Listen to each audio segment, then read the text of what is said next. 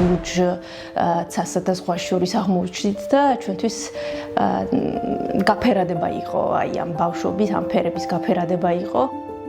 აქედან ჩასული რომ იქ ვნახე სიტუაცია, მივხვდი რომ მარტო შავ-თეთრი ფერები არ არის სამყაროში. რო ჩავედით, სრულიად სხვა რეალობა დაგვხვდა, განათებული ქვეყანა, განათებული ყველაფერი, ეს ბევრი მოტოციკლეტები, სკუტერები, ღამის საცაძე.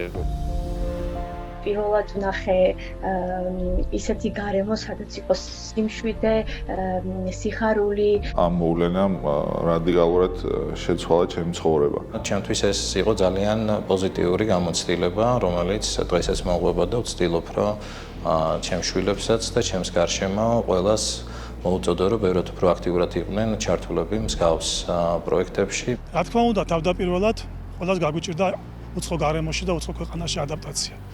მაგრამ ოჯახში ჩვენს მიმართ გამოჩენილი სითბოთი, სიყვარულით და მზრუნველობით ეს ბარიერები გადაილახა.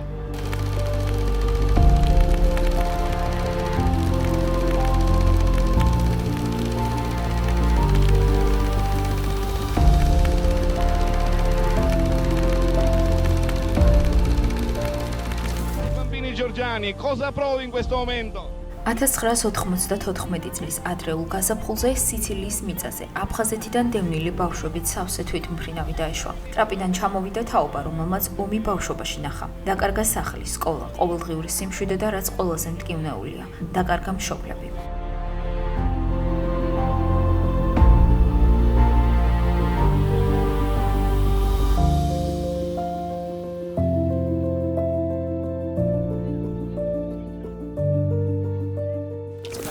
უცნობდა სრულიად განსხვავებულ სამყაროში. პალერმოსა და მემფის მცხოვრებლებმა აფხაზეთიდან დევნილ ბავშვებს მხოლოდ თავშესაფრები არ მისცეს. მათ ფართოდ გააღეს საკუთარი სახლებისა და გულების კარები. აჩუქეს სითბო, ზრუნვა, ოჯახური თბილი გარემო და რაც მთავარია, იმედი, რომელიც მათთვის ახალი ცხოვრების სიმბოლოდ იქცა. ახსოვს სითბო, ის სითბო, რაც პირველ რიგში ბატონი ვახტანგისგან მივიღეთ და მე რა თქმა უნდა სიცილიელი ოჯახებისგან, ჯერ კიდევ აეროპორტში დაგვხვდნენ, ესეც საბანკეტო მაგიდა იყო, დახოვებული იყო ზედ ყველაფერი, ნუგბარი, ხილი, რაც ასე გვაკლდა. მახსოვს ეს ეპიზოდი, რომ ბანანი არ ქონდა ნაჭამი გასინჯული ბავშვს და ეს ბანანი დაგვახვედრეს და ეს ჩვენი სიხარული რაღაცნაირად აი ესეთი აბსოლუტურად განსხვავებულ რეალობაში აღმოჩნდით. ხვდები საერთოდ სხვა სამყაროში, სხვა ხალხი,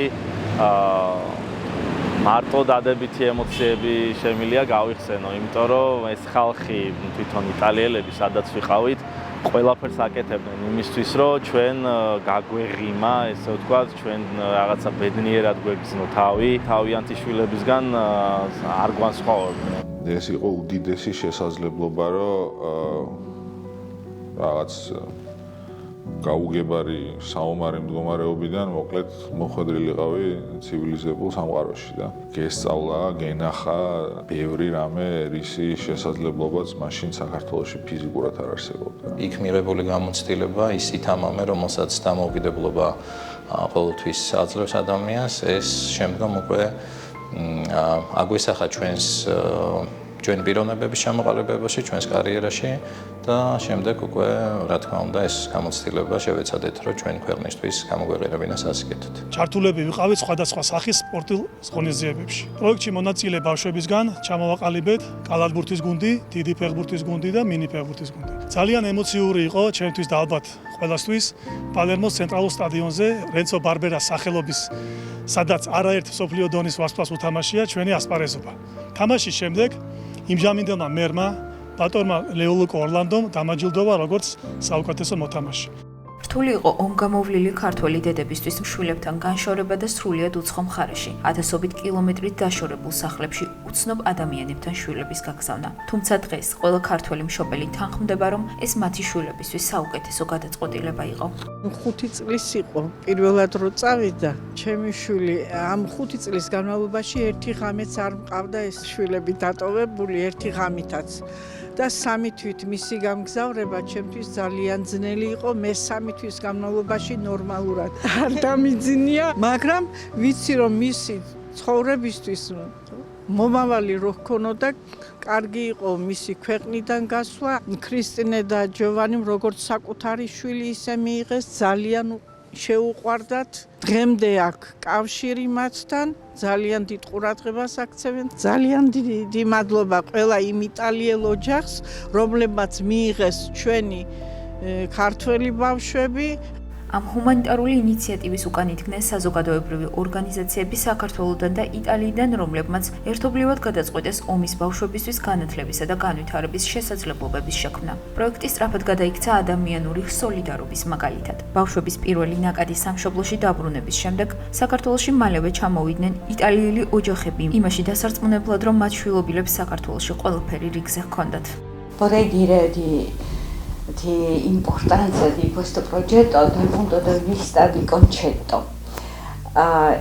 Le famiglie italiane volevano aiutare bambini sul posto in Georgia, quindi dopo 3 mesi abbastanza spesso venivano in Georgia per vedere dove vivono, cosa fanno bambini e l'altra grande importanza era di aiutare questi bambini, dare la possibilità di studiare. La maggior parte di questi bambini adesso sono le persone con successo che lavorano e che c'è un lavoro e lavorano sia per la Georgia che per l'Italia.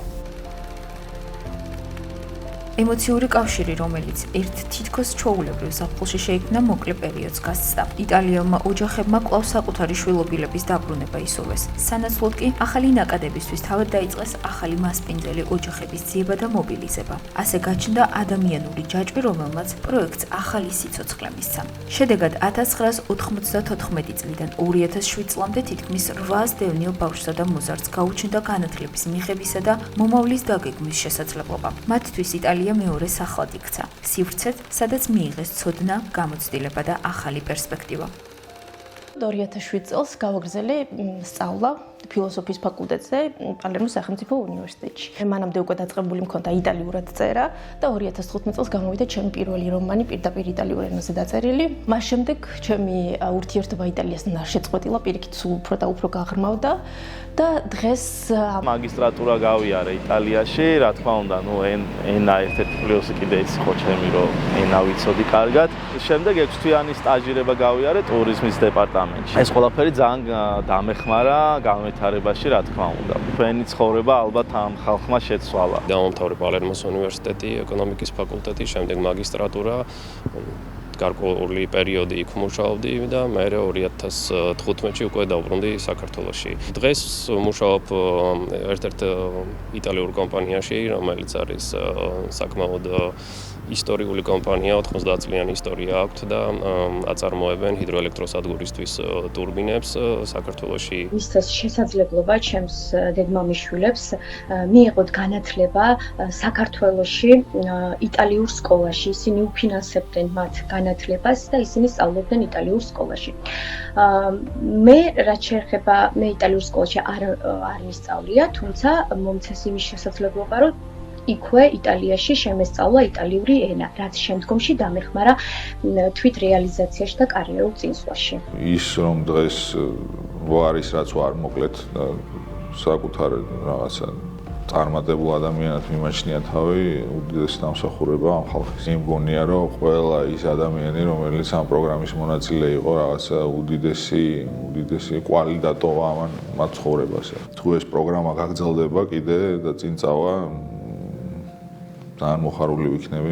დღეს პროექტის მონაწილეები ამბობენ, რომ ორი ოჯახი ჰყავთ. ერთი საქართველოში, სადაც მათი ფესვებია და მეორე იტალიაში, სადაც მიიღეს ახალი შანსი. ეს ურთიერთობები პროექტის დასრულების შემდეგ გაგრძელდა და წლების განმავლობაში გაძლიერდა. ზოგიერთმა მათგანმა თავისი მომავალი სრულად იტალიას დაუკავშირა, დაუჯახდა და დარჩა სიცილიაში. ბევრი უკან სამშობლოში დაბრუნდა, თუმცა იტალიელ მშობლებთან, ახლა უკვე შვილებთან ერთად ბრუნდებიან ხოლმე.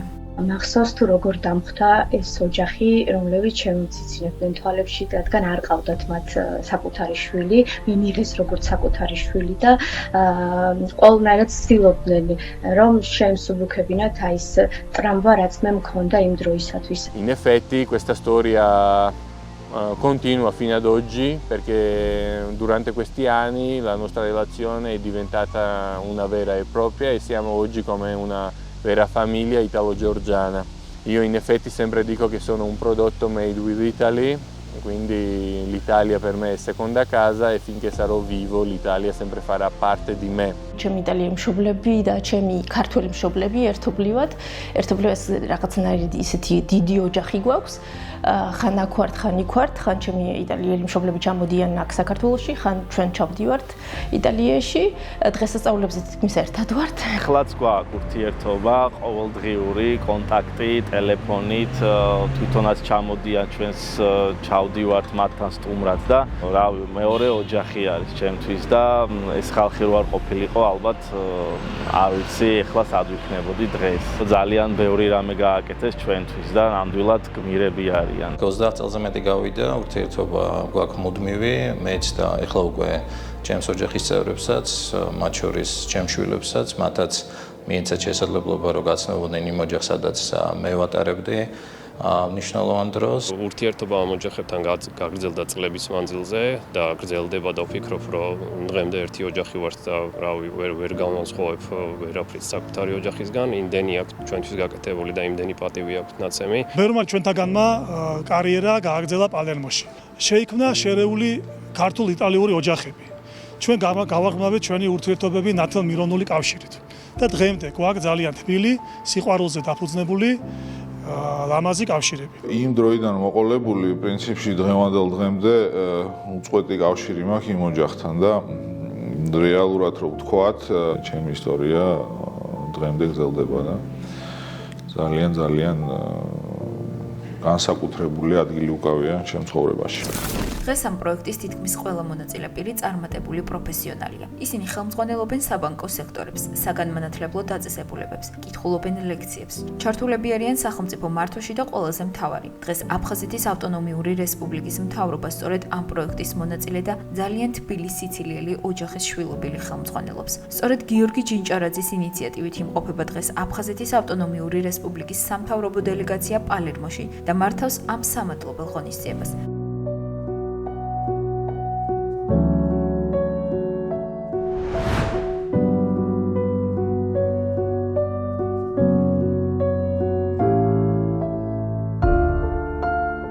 ეს მხოლოდ ჰუმანიტარული პროექტის ისტორია არ არის.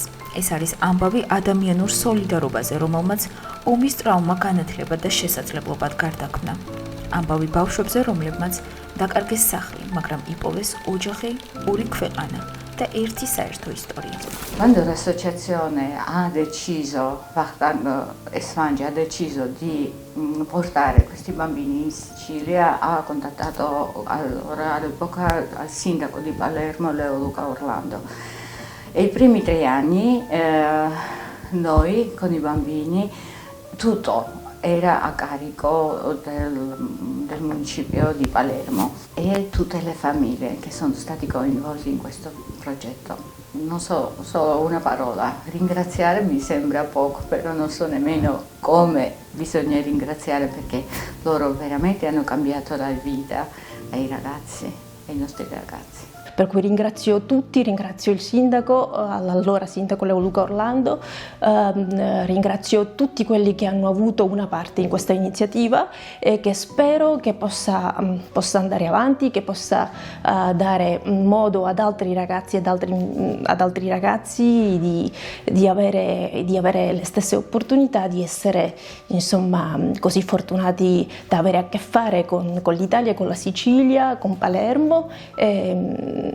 Insomma la mia gratitudine sarà sempre immutata.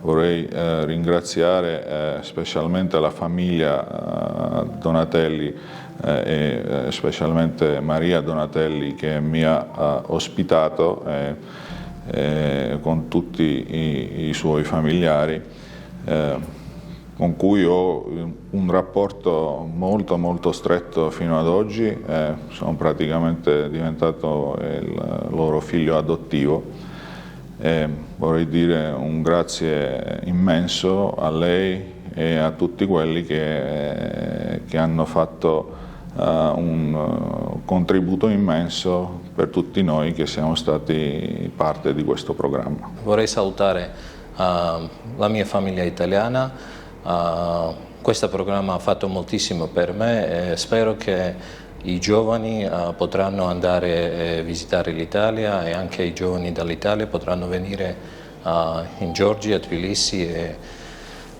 sono sicuro che le programmi di questo tipo saranno molto positivi per i nostri paesi. Un saluto a tutti, un grande abbraccio e soprattutto un enorme grazie da parte mia, della mia famiglia e da tutti noi.